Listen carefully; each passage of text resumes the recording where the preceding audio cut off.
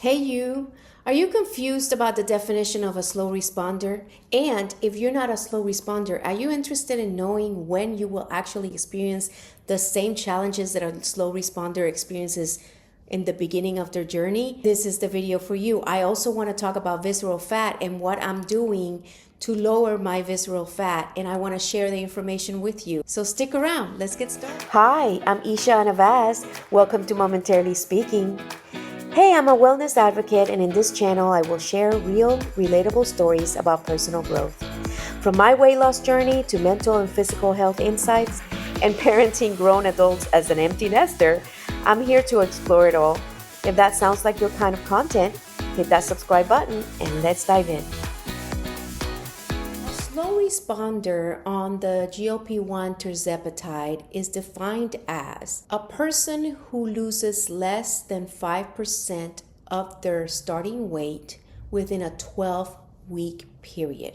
So if you are on the GLP-1 for 12 weeks and you lose less than 5%, you are considered a slow responder on the tirzepatide. I'm currently on zepbound tirzepatide, 7.5 milligrams. And I can tell you that the journey has been pretty incredible, but it has had its challenges.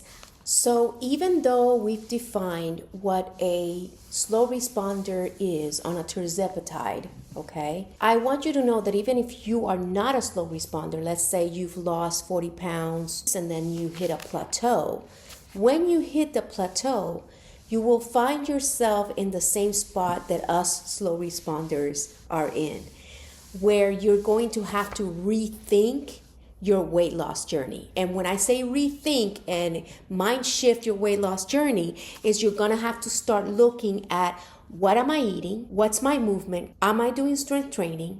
Am I hydrating? Am I doing the things that are necessary to get to my weight loss goal? So either way, whether you're a slow responder or not, you're gonna get to that point. But for us slow responders, I really do believe that we get to the point in the early part of our journey. And so that kind of forces us to kind of shift our mind into starting to look at our bodies, right? Starting to look at ourselves. And so that's where, this journey unites us, right? At some point, your body, your own body is going to ask you, hey, the GLP-1 did its job and it's doing its job, but I really need to see a little bit more from you. At least that's how I put it in my ADHD brain, okay? I see this medication talking to me, okay? What's really unique and really interesting about this journey is that I have been able to see this as a plus, okay? So not as a negative.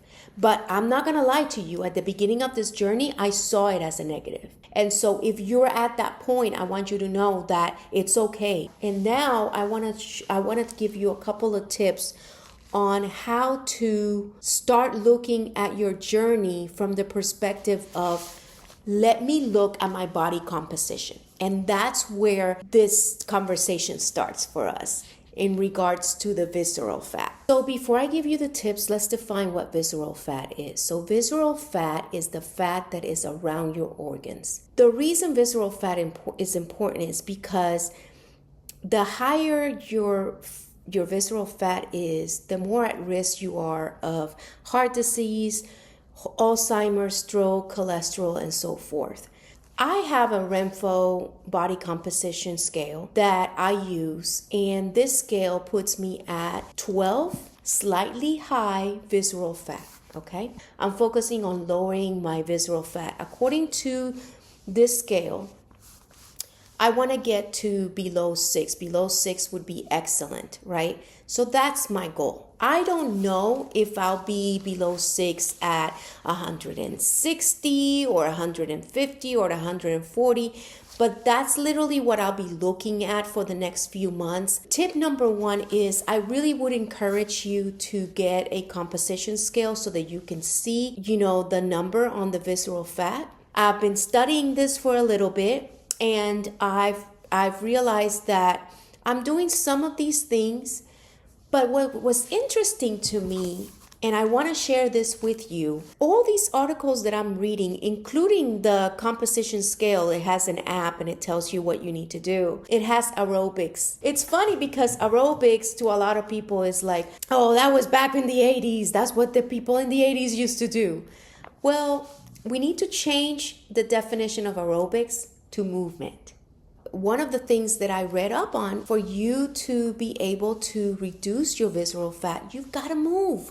There is an opportunity here for you and I. Let's say you and I have not been moving as much as we should, okay?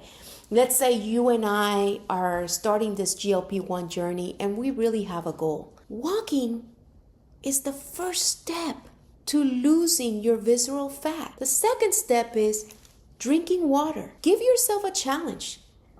Stop drinking juices and soda and alcohol for 2 weeks and see what that does. I am currently doing that because I really believe that these little steps can get us somewhere. It's Rebecca, and I believe her channel is My GLP-1 Journey.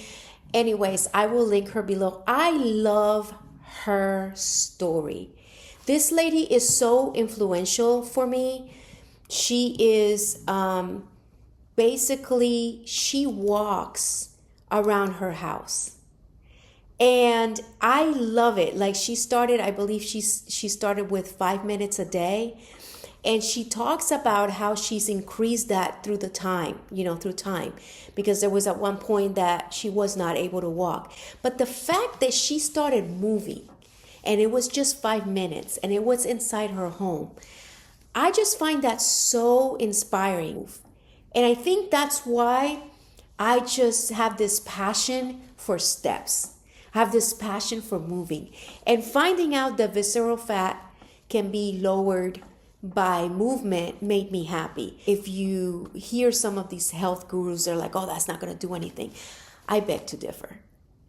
When I go to, my mom lives in a small town and is very walkable, and she walks everywhere, and you see her mind is sharp. She goes everywhere. And when I go traveling to Europe and Italy and these villages in Spain, people are walking, and you see people that are like 80 years old, 70 years old, and they're just walking like they are superstars. They're not going to the gym. The first thing that we can do is move. So that is definitely my second tip for you, is move. Even if it's 5 minutes around the house, do it. Sometimes I can't make my steps because it's cold outside. I get on my mat and I put a Netflix thing on, and I just start moving. And you'd be surprised how many steps you can get in 5 minutes. And then all of a sudden you finish 5 minutes like, what? I got these many steps? Okay, I'm going to keep doing. And you keep working at it and working at it. And I'm so passionate about this because I just went to Sedona. Some of the hikes are pretty, they can be challenging. But I was so amazed at how well my body took it. And I was proud of myself. And I want that experience for you. I want you to be proud of yourself because you deserve to move. It doesn't have to be stressful. It can be joyful. So that's the second tip. The third tip is eat smart. So eating smart for me, I have light protein. I just go to Costco and I get the big vegetable bags. Hi friend, I wanted to share with you that walking after each meal will help your body regulate food properly. So I'm encouraging you to try it. Okay, back to the show. I am so looking forward to hearing from you. My desire and my hope for you is that you continue to work on you and find inspiration from the good things of life. I am so glad that you made it to the end of this video.